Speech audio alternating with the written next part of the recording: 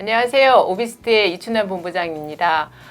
저희가 드디어 세무 분야에서 아주 탁월하게 활동을 하고 계신 오의식 세무사님을 모셨습니다. 앞으로 저희가 오비스트와 함께하는 절세미인 오의식 세무사님을 모시고 함께 우리가 절세를 위해서 열심히 공부하도록 하겠습니다. 그리고 여러 가지 케이스가 있을 텐데요. 그런 케이스도 함께 풀어가면서 내용을 보충하도록 하겠습니다.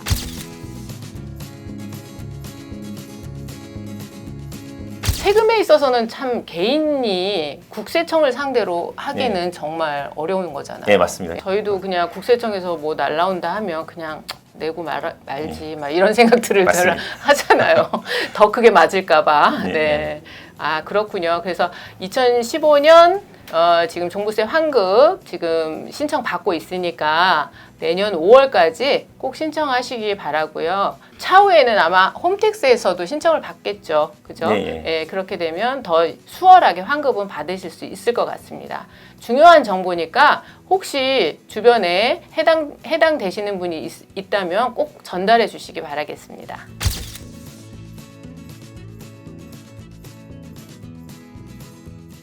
그리고 다른 것도 말씀해 주실래요? 그 뭐 생계를 같이 한다는 뭐 의미 이런 것은 부모랑 같이 살아도 1층, 2층 나눠서 살다 보면은 같이 부모를 모시고 사는 것 같지만 사실은 이제 독립되게 같이 밥을 한 군데서 뭐 해먹고 이런 게 아니기 때문에 뭐 1층에서 따로 하고 살고 그냥 사는 장소만 이렇게 모여 있지 생활 자체가 분리되어 있다면.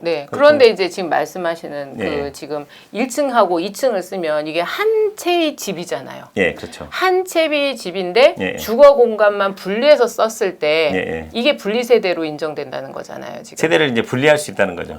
세대를 분리할 수 있다. 그러니까 그 인정받을 수 있는 소명은 우리가 하는 거고. 그렇군요. 네. 이런 방법도 있네요.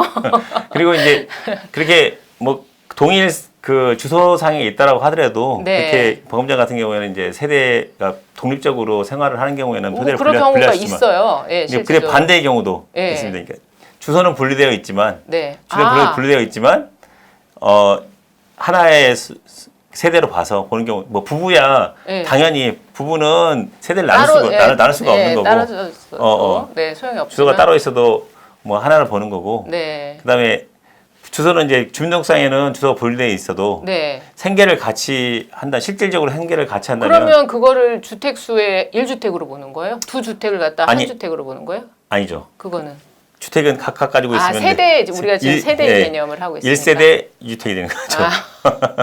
같은 하나의 세대로 봐서 그렇군요. 그러니까 지금 주택이 두 개가 있어요. 근데 이제 여기는 뭐 아들네 집이 될 수도 있고 딸네 집이 될 수도 있고 부모님 집이 있는데 근데 생활은 거의 부모님 집에 와서 해. 그러면 1주택 2세대가 될 수 있다는 말씀이시죠? 그렇죠. 이건 그러니까 이게 실질적으로 실질적인 생계를 같이 하는지 여부를 가지고 판단하기 때문에 이런 케이스는 많지는 않을 것 같은데. 근데 이제 그런 경우가 이제 그 주민등록상으로만 주소를 놓고 이제 부모님 가서 사는 경우가 있거든요. 그러니까 각각의 집이 있는데 부모님하고 자녀가 각각의 집이 있는데 생활을 자녀가 자기 집에 실생활을 어떻게 하냐 실생활을 자기 집에서 하지 않고 부모님 집에서 같이 사는 경우가 많이 있거든요. 뭐 여러 가지 목적이 있지만 그중에서 뭐 어린 아이들을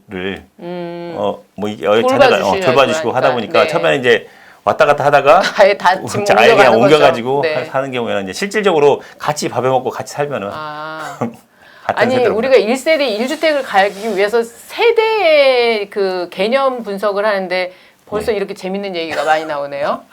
그리고 여기서도 여러분들 좀 우리가 활용할 수 있는 팁을 발견하지 않으셨어요?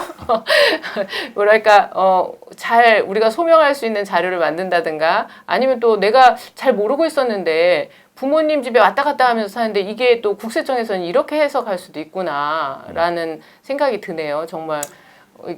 정말 자세하게 좀 파악하고 넘어가야 될 부분인 것 같아요. 특히 뭐 많이 상담하는 것 중에 자녀분한테 이제 집을 사주려고 하는데 자녀분이 이제 그 학교에 다니고 뭐 아직 어리고 뭐 예. 20대고 예. 학교 다니고 대학원생이고 뭐 이런 경우에는 소득도 없고 네. 그런 경우가 제일 많이 그쵸. 문제가 되죠. 예. 예. 최근 예전에는 그런 거에 대해서 그렇게 크게 문제 안 삼았던 것 같아요. 많은 분들이. 그리고 집값도 그렇게 비싸지 않았고. 네, 맞습니다. 근데 최근에는 이제 뭐 집값이 워낙 올라가니까 이게 다 걸러진다고 하더라고요. 예. 그리고 그 집값이 비싸고 네. 지상주택 내에서 또 2주택만 해도 10% 중과되고 이러다 보니까 네. 뭐 이렇게 하는 것 떠나서 네. 이제 부부간에도 네. 이혼을 해서 각각 일치하고 이혼하는 경우에 네. 그 경우도 이제 뭐 세금이 몇억 원씩 왔다 갔다 하니까. 아우 당연하죠. 근데 네. 이혼을 하더라도 같이 살고 있고 한다면 예, 그것도 예. 이제 실질 관계로 봐서 그렇죠. 과세를 한다는 과세를 거죠. 하게 돼 예. 있습니다. 여러분들 지금 어떤 가족 형태를 갖고 계시나요? 지금 이제 자제분들이 크면서 이제 독립시켜야 되겠다 이렇게 하시면서 이제 자연스럽게 독립해서 또 그 자제분들이 이제 경제 활동을 하고 예, 예. 정상적으로 하면 아무 문제가 없는데 또 이렇게 살다 보면 애기들 손자 손녀들도 이렇게 돌봐주시고 하다 보면 이런 또 불이익을 당하실 수도 있다고 하네요. 그러니까 이런 부분도 항상 검토를 해주시길 바라겠습니다. 그러면 우리가 지금 1세대가 무엇인지에 대해서 이제 간단하게 살펴봤고요. 그러면 1세대 1주택의 개념에 대해서 한번 이제 그러면 다시 한번 짚어주셔야 될 것 같아요. 그럼 이런 세대가 주택을 하나 갖고 있는 것이라고 봐야 되는 거네요. 그러면 말하자면 1세대 1주택 비과세는 아까 네. 말씀드렸지만 실제로 실거주 목적으로 네. 거주하는 데 있어서 네. 사람이 살면서 우리나라는 거주 이전의 자유가 있는데 한 집에서 태어나서 한 집에서 죽을 때까지 살지 그럴 못하니까 수는 없죠. 예. 이전을 해야 되는데 네. 이전하면서 전에 있는 집을 팔고 새로운 집을 사야 되는데 네. 같은 수준의 정도의 생활을 유지하려면은 전에 있던 집을 팔고 같은 그 가격으로 같은 정도의 집을 사야 되는데 네. 여기에 이제 양도세라는 부분이 끼게 되면은 네. 그 부분만큼이 세금으로 나가면은 같은 수준의 생활을 유지할 수가 없기 때문에 그리고 또 지금 이제 지금 세무사님이 말씀하시는 그 부분도 굉장히 뭐 중요한 사실인데 최근에 부동산 가격이 뭐 어마어마하게 올랐잖아요. 예, 그러다 보니까 이제 내가 실거주하는 집도 투자의 개념으로 거의 다 보세요. 그리고 네. 평생을 모은 돈을 대출과 함께 이렇게 뭐라고 해야 돼? 불려나가고 있는 과정 중에 있다 보니 거기서 나온 수익, 그게 양도소득세가 해당이 되는 거죠. 양도소득에 대한 예. 세금 부분을 전략해야 된다라는 생각도 있고 정부에서도 그 1세대 1주택에 대한 비과세 혜택을 굉장히 많이 주고 있는 거잖아요. 예, 맞습니다. 그리고 투자에 있어서 뭐 지역 선정이나 세무 문제나 법률 문제도 마찬가지예요. 많은 유튜브에서 또 그렇게 말씀하시는 분들이 있어요. 폭락하니까 폐가 망신한다. 하지 마라. 그리고 세금 엄청 나오니까 하지 마라. 이게 아니고요. 알고 하면 잘할 수 있습니다. 그게 저희 오비스트가 바라는 바고 선순환을 바라는 바입니다. 네.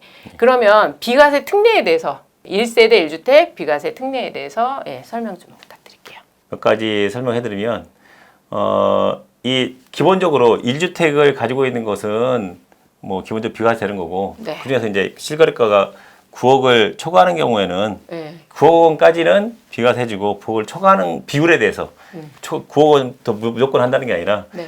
그러니까 실제 매매 분에 9억 원 초과하는 비율만큼을 네. 비율로 해가지고 1세 1주택 비과세를 해주고 물론 그런 1세 1주택이고 9억 원 초과하는 주택에 대해서는 그거 외에도 이제 장기보유 특별공제를 뭐 80%까지 10년 이상이면 80%까지 해주기 때문에 네.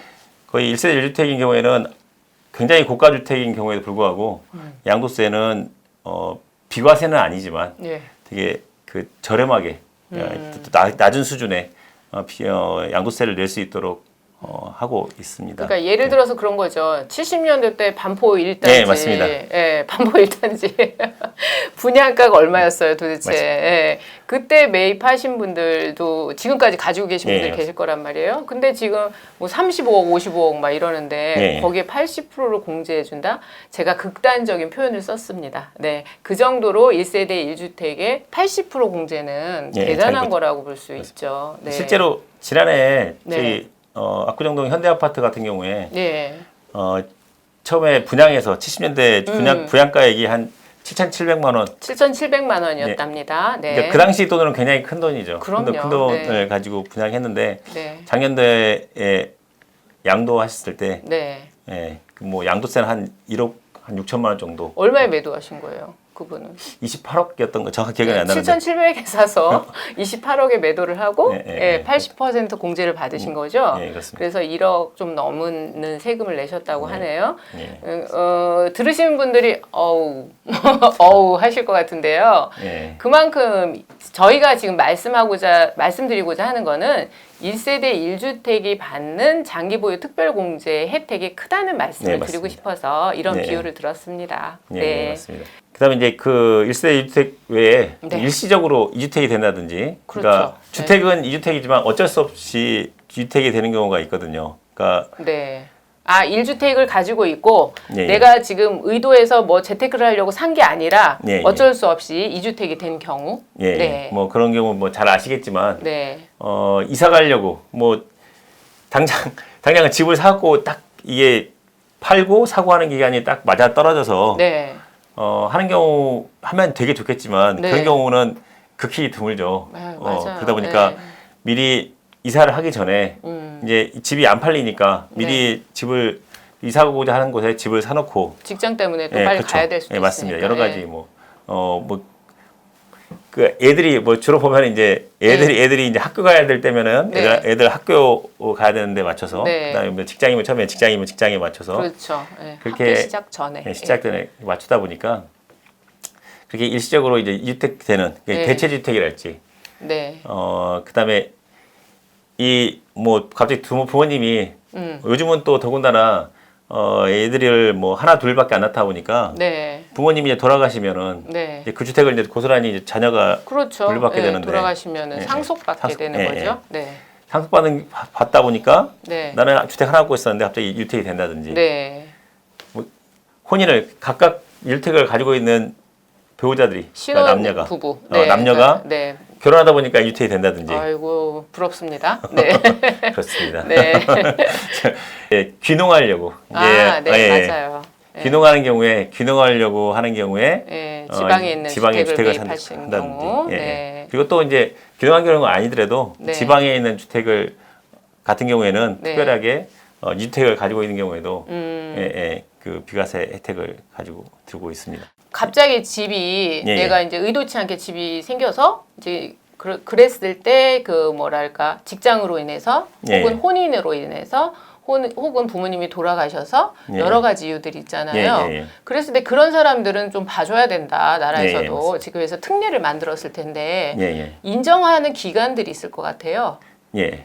그 일시적인 주택에서 하는 경우에 네, 아까 방금 전에 드렸던 첫 번째 말씀드렸던 대체주택의 경우에는 네, 이 원래 3년 이내에 네, 그 전에 있던 주택을 네, 매각해야지 됐었는데 네, 작년에 그 조정지역 지역을 신설하고 난 다음부터는 맞아요. 네. 조정지역은 2년, 네. 그 외 지역은 3년 네. 이렇게. 그러니까 조정지역에 있는 주택을 가지고 있는 경우에는 빨리 팔아라 이거죠.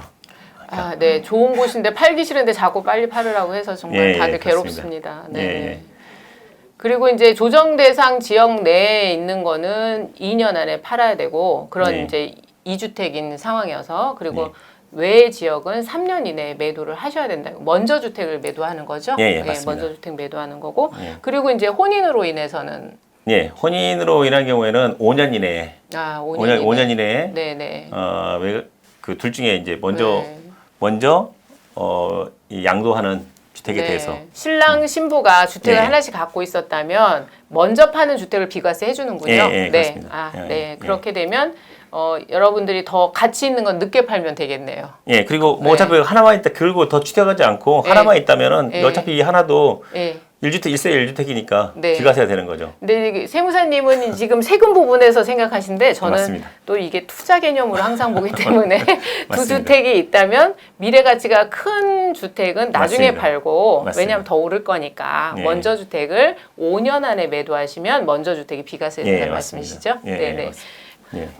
그리고 또 비과세 특례 있을 때 또 다른 뭐 혜택 같은 거 더 있나요? 아니면 이제 이 특례 관련해서 이제 나중에 이제 얘기가 더 연결돼 가지고 네. 더 복잡하게 이제 재개발 재건축 관련해 가지고 그거는 이제 더 복잡하게 네, 예. 추후에 이게 예. 사실 이런 거 굉장히 맞습니다. 궁금해하실 거예요 지금.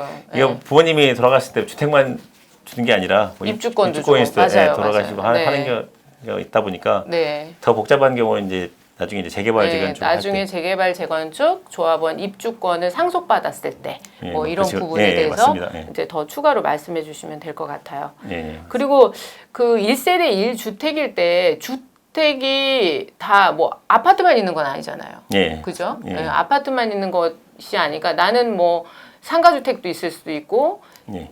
그 건축물 관리 대장상은 또 상가인데 예. 실거주 그냥 주거용으로 쓰고 있는 경우도 있고 예. 근데 그런 걸 다 주택으로 인정받나요?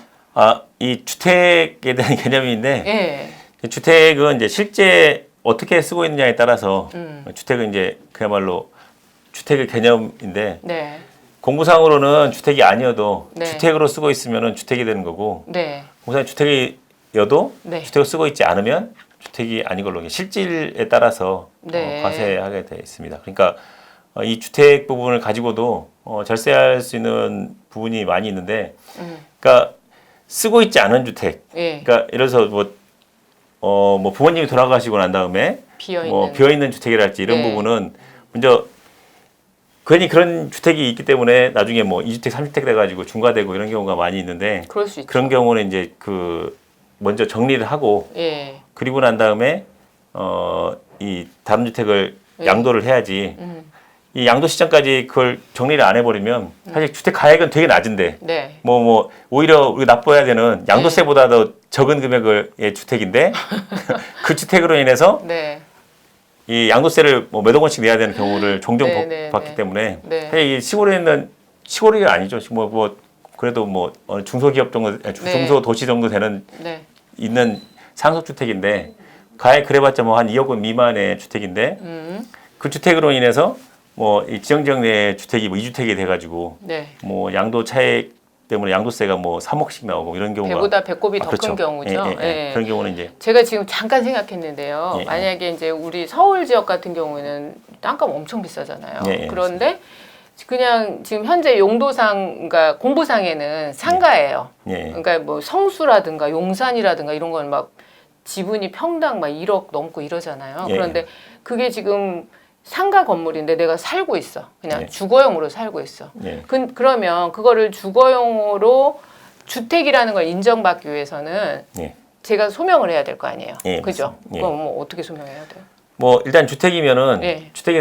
주택이라 하면은 거기서 이제 취사가 이루어지고 이러 하는 거니까. 그렇죠. 밥 해 먹고 뭐 빨래하고 다른 네, 거 맞습니다. 하죠. 그러니까 뭐 일단은 하려면은 수도를 사용해야 됐을 테고, 맞아요. 네, 수도, 그다음에 전기를 썼을 테고, 전기, 그렇죠. 예, 이런 수도, 부분이 전기. 이제 네. 수도 내고 전기료 내고 네, 하는 게 부분이 네, 네. 뭐 그건 바뀔 수 있는 부분이니까. 그거를 이제 저희가 예, 소명을 하면 주택으로 인정을 해서 예, 그러면 실질적으로 주택으로 사용한 양도소득세 부분에서도 혜택을 볼 수 있다는 말씀이시죠? 그렇죠. 예. 주택이. 그리고 그런 경우는 이제 네. 특히 주상복합인 경우가 많이 있는데, 그렇죠. 예. 그러니까 이 주상복합인 경우에 주택 부분이 네. 상가인 부분보다 크면은 네. 전체를 다 주택으로 보고 거기에 상가주택인 경우에. 예. 예. 근데 이제 보통은 이제 뭐 2층짜리 주택이면 1층 상가, 2층 주택이 된단 말이죠. 네. 근데 지하실이 있을 때 네. 지하실 같은 경우에는 네. 주택 지하실 용도를 정확하게 바뀌지 않으면 네. 상가가 주택이 공동으로 사용하게 되는 반반으로 하는 경우가 네. 많았어.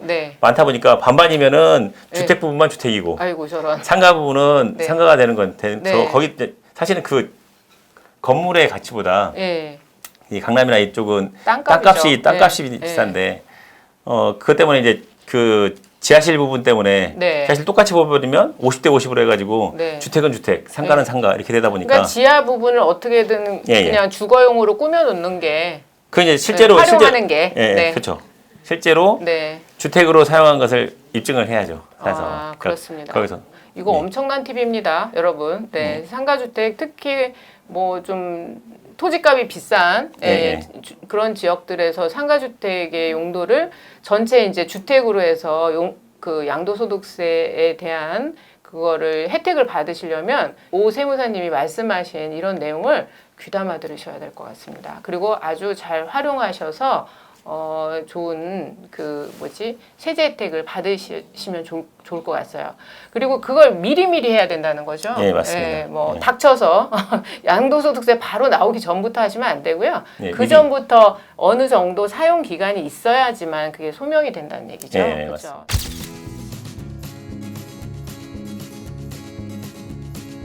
우리가 주택 매입할 때 취득세 내시잖아요. 그런데 이제 일반 주택 같은 경우에는 뭐 1.1%, 6억은 뭐 6억 이상은 2.2%, 또 9억 이상은 3.3% 뭐 이 정도 내는데 입주권을 매입할 때 굉장히 많이 내죠. 예, 토지로 계산해서 4.6%를 내기 때문에 특히 입주권, 재건축, 재개발이 많잖아요. 서울 지역에. 그런데 반가운 뉴스가 있습니다. 이게 지금 재개발 입주권 구입 때 취득세 부담이 줄어든다라는 내용의 뉴스가 매일경제에 나왔는데요. 이게 실제적으로 이제 행안부에서 이제 이 시행령이 내려왔고 이제 지금 6월부터 계속 이걸 진행을 한다고 하니까 오이식 세무사님이 이제 자세한 설명을 해주시면 좋을 것 같아요. 네. 이 내용이 뭐냐면 건축물의 취득 시기를 예전에는 이 재건축에 대해서 재개발 재건축에 대해서 취득 시기를 입주권을 취득해도 뭐 건물을 취득한 걸 봐서 여기 뭐 토지고 건물이고 다 취득세를 냈었는데 이걸 이제 지방세법 2019년 5월 31일자로 지방세법 시행령을 개정을 해서 이 재개발 사업의 경우에는 건축물에 대한 취득 시기를 이 소유권 이전 고시일에서 준공 시점으로 변경함에 따라서 이 고시일이 아니라 이제 중간에 이제 입주권 상태에 있을 때는 이 건축물을 보지 않고 이 입주권을 샀을 때는 건축물이 아니니까 권리죠. 권리에 대한 취득세만 내고 이걸 가지고 이제 나중에 준공이 돼서 완공된 경우에만 이 취득세를 다 내게 되는 거니까 중간에 이제 입주권 상태에서 사고 파는 사람의 경우에는 훨씬 더 세부담이 낮아졌죠. 뭐 중간에 사고 팔면은 많이 수익이 낮다 하더라도 세금도 또 어마어마하게 나오겠죠. 양도소득세도. 근데 입주권 같은 경우에는 이제 재개발, 재건축의 관리 처분 인가 시점으로부터 입주권으로 권리가 변경이 되고요. 이제 그때 시점으로부터 매수하시는 분들의 취득세가 이제 낮아진다는 얘기죠. 그러면은 그런 세율 같은 거는 어떻게 되나요? 예전에 4.6%씩 냈었는데. 그래서 이 중간에 이제 입주권만 취득한 경우에 준공일 이전에 준공검사 이전에 입주권 상태로 취득한 경우에는 주택에 대한 취득세 뭐 1%에서 3%만 내면 되는 거니까. 그 매매 가격에 지금 말씀하신 1.1에서 지방세까지 포함해서 3.3%의 취득세만 일단 내시면 된다라고 하네요. 그러니까 지금 사실 입주권인 상태면 서울 부동산 특히 수도권 부동산에서는 굉장히 수익성이 좋은 상황이거든요. 그렇기 때문에 그런 걸 매수했을 때 일단은 입주권은 그 권리가액의 몸값이 있기 때문에 무거워요. 액수도 좀 크고 근데 취득록세도 맞습니다. 컸기 때문에 저희가 뭐 예를 들어서 둔촌주공을 매입한다 그러면은 뭐 매매가 13억에다가 또 취득록세 막 5, 6천만 원 이렇게 생각했었는데 맞습니다. 그 비율이 좀 줄어든다고 하고 지금 6월 지금 시행하고 있다고 하니까 공인중개사분들도 굉장히 이 소식을 잘 아셔야 될 것 같아요. 그래서 고객들한테 잘 안내해 주셔야 될 것 같고요. 그리고 고객분들도 지금 이제 매수를 준비하고 계신 분들도 이제 부담이 조금 덜어서 매수하시는데 큰 도움이 될 것 같습니다. 재개발 입주권 구입 때 취득세 부담 줄어듭니다. 오늘부터 매수하신 분 다 해당이 되는 거고요. 그래서 예산 책정할 때 도움 받으셨으면 좋겠습니다. 오늘 어떠셨어요, 세무사님? 저 오늘 첫 시간이라서 정말 무지무지 바쁘신 분인데 저희 오비스때 오셔서 이렇게 촬영해 주셔서 너무 감사드리고요. 지금 이야기가 시작과 끝이 없을 것 같아요. 하루 종일 이야기도 될 것 같고요. 저는 현장에서 엄청난 세무 질문을 받아요. 그러다 보니까 이제 많이 해석해 드리고 싶어요. 예, 그런데 제가 또 세무 전문가가 아니니까 여러분들이 원하시는 건 다 해드릴 수가 없습니다. 그래서 항상 약은 약사에게, 세무는 세무사님께 이렇게 전문가님께 의뢰해 주시면 좋을 것 같고요. 오늘 저희가 첫 시간이었어요. 그랬기 때문에 조금 부족한 부분은 양해해 주시고, 또 궁금하신 거는 저희 오비스트로 이메일 주소 나갈 거예요. 그쪽으로 문의를 해 주시면 저희가 해석해 줄 수 있는 부분은 해석해 드리고, 좀 더 이거는 심도 있는 상담이 필요하다. 예, 이런 부분들은 저희가 또 의식 세무사님께 세무사님과 직접 상담하실 수 있도록 일정을 조율해 드리도록 하겠습니다. 세무사님 너무너무 감사드리고요. 네. 첫 시간이라서 뭐 이것저것 얘기하다 보니까 네. 두서없이 얘기한 것 같아서. 네. 그럴 리가요. 지금 대학에서 지금 학생들도 가르치고 계신데요. 네. 좀 도움이 되셨으면 좋겠고요. 저희가 계속해서 이제 세무에 관련된 오비스트와 함께하는 절세미인 오이식 세무사님과 여러분에게 다음에 또 찾아뵙도록 하겠습니다. 감사합니다.